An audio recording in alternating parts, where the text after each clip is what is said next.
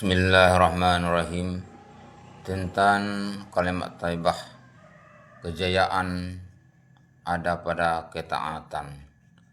Dari Abu Sa'id anhu menceritakan Rasulullah SAW masuk ke musala beliau. Tiba-tiba melihat beberapa orang yang sedang gelak tertawa, seakan-akan mereka memperlihatkan gigi-gigi mereka. Lalu beliau bersabda, "Sungguh, seandainya kalian memperbanyak mengingat penghancur segala kesenangan atau mati, niscaya hal itu akan mengalihkan kalian kepada perkara lain daripada yang aku lihat sekarang ini, tertawa yang berlebihan. Karena sesungguhnya tiada satu hari pun berlalu kecuali kubur itu mengatakan, aku adalah rumah tempat pengasingan. Aku adalah rumah kesendirian. Aku adalah rumah debu. Dan aku adalah rumah belatun atau cacing tanah.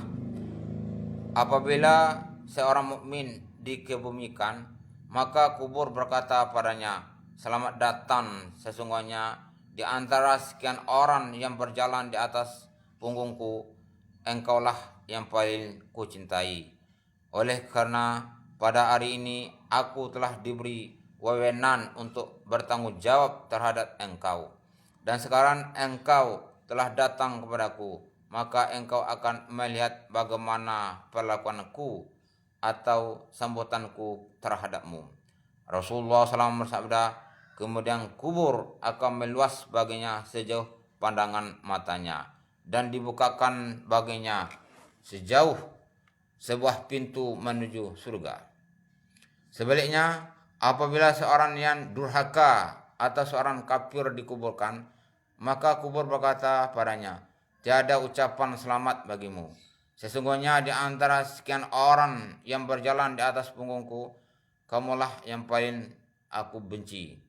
Oleh karena pada hari ini aku telah diberi wewenang untuk memperlakukanmu, dan sekarang kamu telah datang padaku, maka sekarang juga kamu akan melihat bagaimana perlakuanku terhadapmu. Rasulullah SAW sabda, kemudian kubur akan menghimpitnya sehingga setiap sisinya bertemu satu sama lain, dan tulang-tulang rusuknya bersilangan. Rasulullah SAW berisyarat dengan meletakkan jari-jari tangan yang satu ke sela-sela jari-jari tangan yang lain. Beliau SAW melanjutkan, kemudian Allah mengirim 70 ekor ular berbisa, dan seandainya seekor saja di antara ular-ular itu menyemburkan bisanya ke muka bumi ini, niscaya tidak akan tumbuh satu tanaman pun di muka bumi ini sampai hari kiamat. Ular-ular itu terus menerus mematuknya dan mengoyak-ngoyak tubuhnya sampai tiba saatnya ia dibawa ke penghisapan pada hari kiamat. Rasulullah SAW bersabda, kubur merupakan salah satu taman dari taman-taman surga, atau salah satu jurang dari jurang-jurang neraka. Hadis riwayat Tirmizi. Dari Bara bin Azib menceritakan, kami keluar bersama Rasulullah SAW mengantar jenazah seorang lelaki Ansar sehingga kami sampai di kuburan yang lubangnya belum digali. Kemudian Rasulullah SAW duduk dan kami pun duduk mengelilingi beliau dalam keadaan tidak bergerak, seakan-akan burung pun bisa bertengger di atas kepala kami, dan di tangan beliau memegang sebuah tongkat yang dengannya beliau membuat goresan di atas tanah. Lalu beliau mengangkat kepala dan bersabda, mintalah perlindungan kepada Allah dari azab kubur. Beliau sabdakan itu 2 kali atau 3 kali.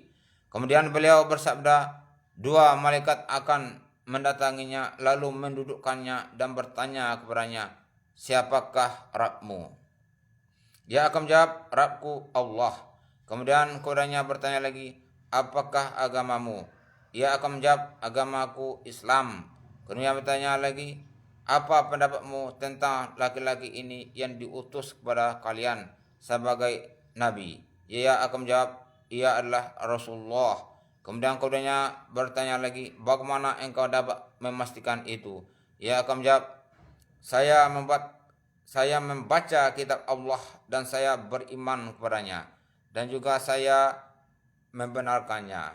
Kemudian penyeru akan mengumumkan dari langit, hambaku berkata benar.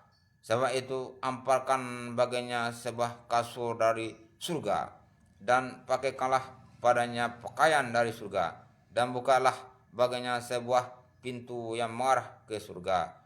Maka angin surga dan arum-arumannya bertiup kepadanya, dan kuburnya akan diperluas baginya sejauh mata memandang. Kemudian Rasulullah SAW menyebutkan kematian seorang kafir. Ruh seorang kafir akan dikembalikan pada jasadnya. Lalu dua malaikat akan mendatanginya dan mendudukkannya, dan bertanya padanya, siapakah Rabbmu? Ia akan menjawab, ha, saya tidak tahu.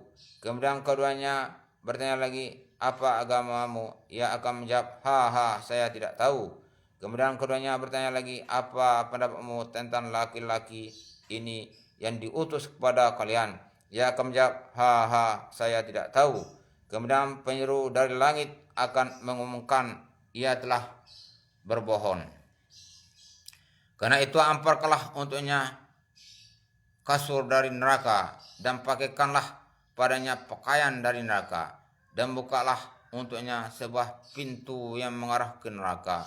Nabi SAW melanjutkan sabdanya, maka panas neraka dan awa racunnya bertiup padanya. Sabda beliau lagi, lalu kubur pun menghimpit tubuhnya sehingga tulang-tulang rusuknya bersilangan satu sama lain. Hadis riwayat Abu Daud. Terangan pengumuman dari langit kepada orang kafir bahwa dia telah berbohong, bermakna bahwa ia berpura-pura bodoh, padahal yang sebenarnya ia menyangkal keesaan Allah, kenabian Muhammad SAW, dan Islam sebagai agamanya. Dari Anas bin Malik berkata, Rasulullah SAW bersabda, apabila jenazah seseorang telah diletakkan dalam kuburnya, dan kawan-kawannya atau orang-orang yang mengiring telah kembali, sungguh ketika itu ia mendengar suara langkah-langkah mereka. Maka dua malaikat mendatanginya, lalu mendudukkannya dan bertanya kepadanya, apa pendapat kamu tentang laki-laki ini, yakni Muhammad SAW? Kalau ia seorang mukmin, maka ia akan menjawab, aku bersaksi bahwasanya ia adalah hamba Allah dan utusannya. Lalu dikatakan padanya, lihatlah tempatmu semula di neraka, tapi sungguh kini Allah telah menggantikannya dengan tempat tinggal di surga. Kemudian ia pun akan melihat kedua tempat tinggalnya itu, dan kalau yang mati itu orang munafik dan kafir, lalu ditanyakan padanya, apa yang dapat kamu katakan mengenai laki-laki ini? Maka ia menjawab, saya tidak tahu. Saya hanya bisa mengatakan seperti apa yang dikatakan oleh orang-orang. Maka dikatakan padanya, kamu memang tidak tahu dan kamu tidak mengikuti orang-orang yang tahu. Kemudian ia dipukul dengan